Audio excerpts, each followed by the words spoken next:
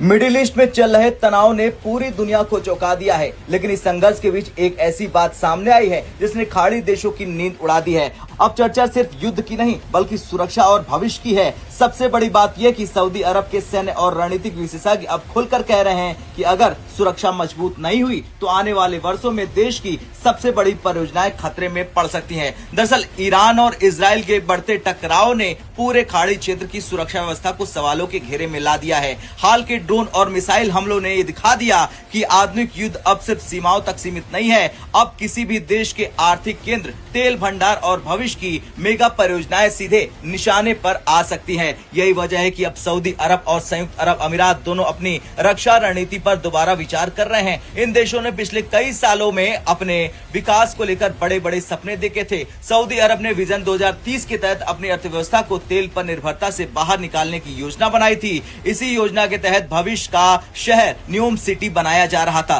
दूसरी तरफ संयुक्त अरब अमीरात ने अपने शहरों को वैश्विक निवेश का केंद्र बनाने की कोशिश की। खासकर दुबई और अबू धाबी को दुनिया के सबसे सुरक्षित और आधुनिक शहरों में गिना जाता था। दुनिया भर के अरबपति निवेशक यहाँ संपत्तियां खरीदते थे, लेकिन अब जो हालात बन रहे हैं उन्होंने इस सपने को खतरे में डाल दिया है। सऊदी विश्लेषक और पत्रकार अली अब्बास अल अहमद ने भी इस बात की चिंता जताई है। उनका कहना है कि अगर किसी देश के पास मजबूत सुरक्षा ढांचा नहीं है तो विकास का कोई मतलब नहीं रह जाता है। उन्होंने कहा कि 15 से 20 साल की मेहनत से बनाए गए भविष्य के शहर, तेल रिफाइनरी और आर्थिक केंद्र कुछ ही पलों में नष्ट हो सकते हैं। यही वजह है कि अब सऊदी अरब के सैन्य विशेषज्ञ खुलकर एक नए मॉडल की बात कह रहे हैं। सऊदी सेना के पूर्व अधिकारी अहमद हसन मोहम्मद असीरी ने कह दिया है कि सऊदी अरब की सुरक्षा व्यवस्था लंबे समय से पश्चिमी देशों के एकल स्रोत मॉडल पर निर्भर रही है, यानी सुरक्षा के लिए ज्यादातर एक ही प्रकार की रक्षा प्रणाली या साझेदार पर भरोसा किया गया। लेकिन अब ये मॉडल बदलने का समय आ गया है। उन्होंने कहा कि सऊदी अरब को बहुस्तरीय और इंटीग्रेटेड एयर एंड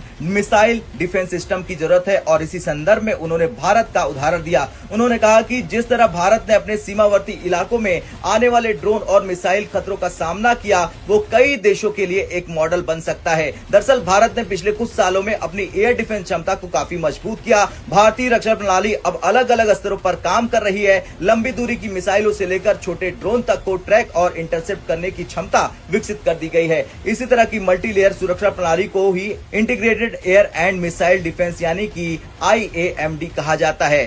सऊदी एक्सपर्टों का मानना है कि अगर उन्हें अपने तेल भंडार, शहरों और भविष्य की परियोजनाओं को सुरक्षित रखना है तो उन्हें भी भारत की तरह वाली प्रणाली अपनानी होगी, क्योंकि खतरा सिर्फ युद्ध से नहीं बल्कि अचानक होने वाले ड्रोन और मिसाइल हमलों से भी है।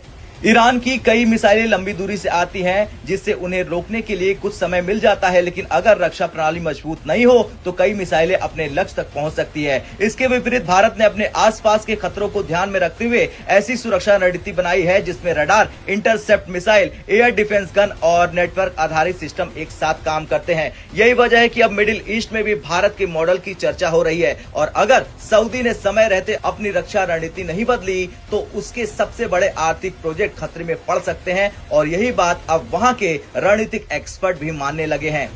खैर, अब दुनिया की नजर इस बात पर है कि क्या सऊदी अरब वास्तव में अपनी सुरक्षा रणनीति में बदलाव लाता है या नहीं, क्योंकि अगर ऐसा होता है तो ये मिडिल ईस्ट की सुरक्षा राजनीति को पूरी तरह से बदल सकता है।